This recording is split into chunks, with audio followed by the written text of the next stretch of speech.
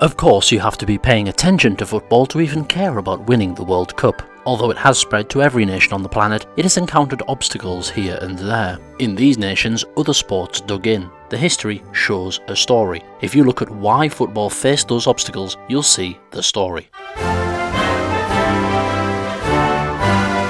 Anglophobia was a factor in football's wilderness years in Ireland. Ireland had a long history of football, playing internationally even as far back as the 1870s. But national issues got in the way. The Irish Football Association was the only major Irish sporting body based in Belfast, the British foothold on the island. The other two big sports came under the auspices of the Irish nationalist Gaelic Athletic Association, the GAA. Not only did the GAA do sport, they also promote Irish language, Irish culture, and war against the British. From early on, the GAA forbade footballers from joining. Association football was denounced as un-Irish. Gaelic facilities were closed off to them. Instead, Gaelic fields were used for drilling Republican militias between the odd All-Ireland final of GAA sport. Irish nationalists got their wish, or at least 26/32 of it. The Irish Football Association remained in the north, where it couldn't really represent the south. Dublin soon set up its own People's Front of Judea. Then decades of clusterfudge ensued as both organisations claimed to represent all of Ireland. It took intervention by FIFA to settle the matter to where they are today,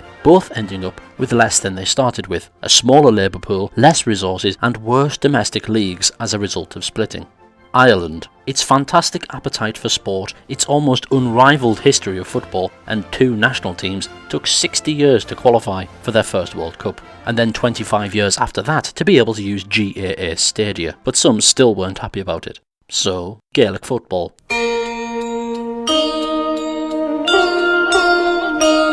Like hockey and cricket, British soldiers and officers brought football to the Bay of Bengal. Representative teams of militaries and merchants, and even club sides from England and Scotland often toured all the way up to independence. The All India Football Federation had close ties with its British brothers.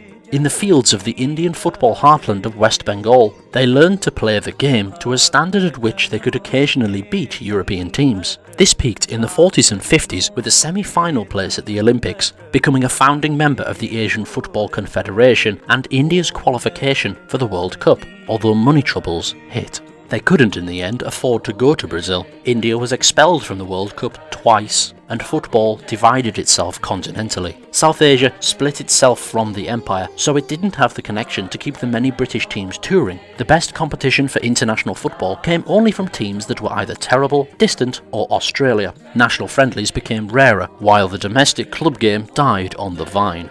Meanwhile, decent cricket teams had never stopped visiting from the former empire. Cricket teams remained top-class opposition for South Asians, and India graduated to ICC member and test status team. One-day internationals and 2020 brought international cricket to tens of millions of people who couldn't sit around for a 5-day test series. So, cricket. Football in the States has had a somewhat more complex relationship.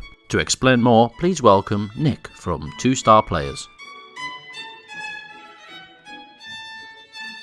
Basketball, American football, baseball. A handful of sports have captured the USA in ways that football hasn't. Land is at a premium in many US cities. Big cities in the States come with big problems of public access to green spaces. That's not a problem for the more well-off, who live suburbanly. But the traditional pool of football players in other countries usually come from the urban working class. This is where the YMCA came in useful. Basketball was developed in gymnasiums, but it can be played almost anywhere. Indoor, outdoor, or in the waste ground between buildings. Like football, it's flexible. It fits almost anywhere in the city, and a game can be played with just a hoop and a ball, and any amount of players. The perfect, flexible, urban sport.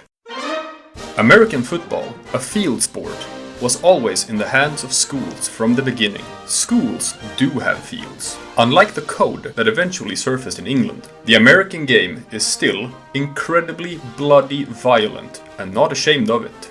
And since there's nothing like going into work on Monday morning with dementia and an ankle through your face, without professionalization, this code could never filter beyond the schools who implement amateurism. Unlike in most of Europe, a socialist political party never brought wide swaths of working class rights to Americans. The American working class are some of the weakest in the developed world. That extends to sport too, where markets, more than workers' rights, determine the direction of sport. Colleges, with their stranglehold over the sport, held back professionalism in American football for decades after association football. By the time the behemoth billionaire leagues came around, the incestuous, closed, symbiotic system held all the power over the labor market in the sport. One could make a convincing case that this sport isn't for participation. With only 32 pro teams, no minor leagues, and virtually zero activity overseas, it's a bloody miracle that this sport isn't completely dead. The systems that close off access to any new teams have stunted its development beyond the college system and the oligarchic NFL. All of this is how this sport became a spectator endeavor in the USA, because the working class were never able to take it for themselves. This is a spectacular deviation from football in Europe, where fans feel ownership of the teams, where protests against ownership are a regular part of the fan experience, even as far as the laws of the German Bundesliga, where fans are mandated a controlling stake of their team. In America, this is a rare thing. 50,000 working-class people with a free Saturday afternoon in 1900 might play football in London, but in Boston, they'd watch baseball. As for why baseball became popular, well, that was just first. It took the sections of the calendar and the wallet and childhood and heart of the public that football occupied in Europe, long before it had made its way to the industrial heartland of America. Smartly, baseball professionalized early and attracted the best talent, while providing the best entertainment that another sport in the same area would not be able to compete with. And although different leagues have risen and fallen, a healthy minor league system has developed and sustained. The USA's soccer leagues didn't have access to the same talent pool, nor an empowered working class comparable to that European teams could draw from. The college system adopted football only in the 50s. Being unable to support domestic football leagues, as club teams were displaced from fields occupied by other sports, crowds for football were outstripped by the long-rooted America's game. Club football fractured between two organizations in the 1920s, and when the Great Depression hit, neither league was healthy enough to survive. Basketball survived, being the participation sport of the city. American football survived, through the invulnerable backing of colleges. Baseball survived, as the spectator sport that got there first. Football leagues died, again and again and again. The international game remained mostly amateur and suffered from the same problems as India: isolation, lack of good international opposition, and competition for audience from other sports, which each matured earlier in the States and created large, healthy domestic markets for their professional game. So, basketball, American football, and baseball. Canada. Canada's just cold, isn't it? So, ice hockey. Civil dictatorships are very good at telling people what to do. The countries from behind the Iron Curtain dominated the mono-minded sports of the Olympic movement, the strongest, fastest and most agile, sports with objective measures that bend to the will of the determined. China and the Soviet Union, with their vast populations, not only could choose from the most physically able specimens to front their Olympic teams, but also the most mentally able, those who could withstand 8 hours a day of relentless drilling. The strongest weightlifter always wins. The fastest runner always wins. But football teams win through an elegant dance of creating and restricting space. Great leaps in the sport are developed by great minds. The individuals who think ahead of their opponent will win more easily than one with bigger, faster, stronger players. For obvious reasons, dictatorships rarely foster great, creative individual thinking, and when they do, that brilliance is quick to leave.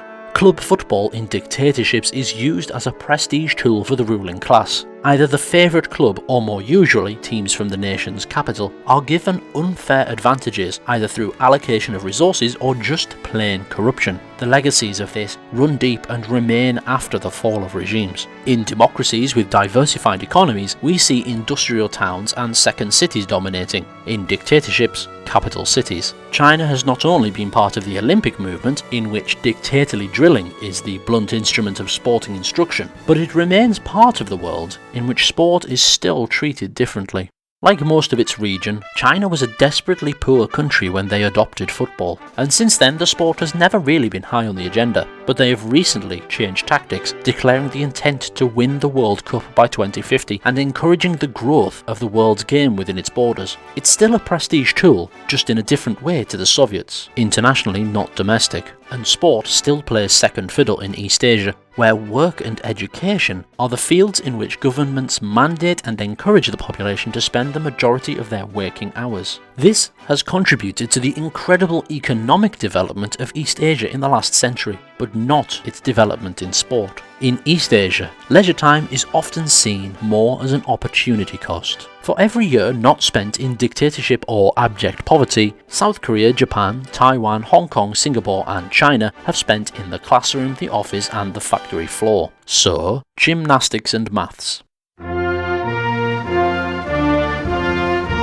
Australia is a great cocktail of all the previous nations for why football failed here. They have the Indian isolation in football and the connection with the British Empire through other sports, the American healthy domestic market to support competing sports, the Irish nationalist support of their own code of football over the British one, and the Chinese attention to opportunity cost. So, Aussie rules, cricket, both rugbies, sailing, surfing, climbing, kangaroo boxing and bartending. Basically anything except football. Despite the drawbacks, football is nevertheless making itself known in each of these countries. As the world grows ever more connected, the game spreads to more people. Even the most fervent isolationist nationalist can't help but cheer when their own team scores.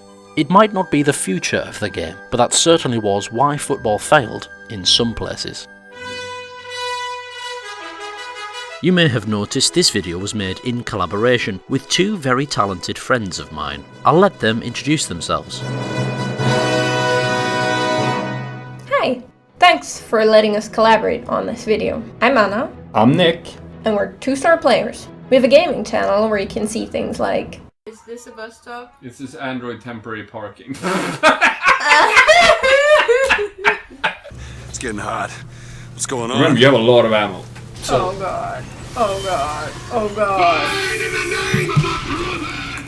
We do full playthroughs of games with commentary on a rolling schedule with a new upload every day. If that sounds fun, come give our channel a visit. We also have Twitch channels where we stream both video games and pole and ball comic drawing, with links in the description below. This has been super fun, so thanks again for having us.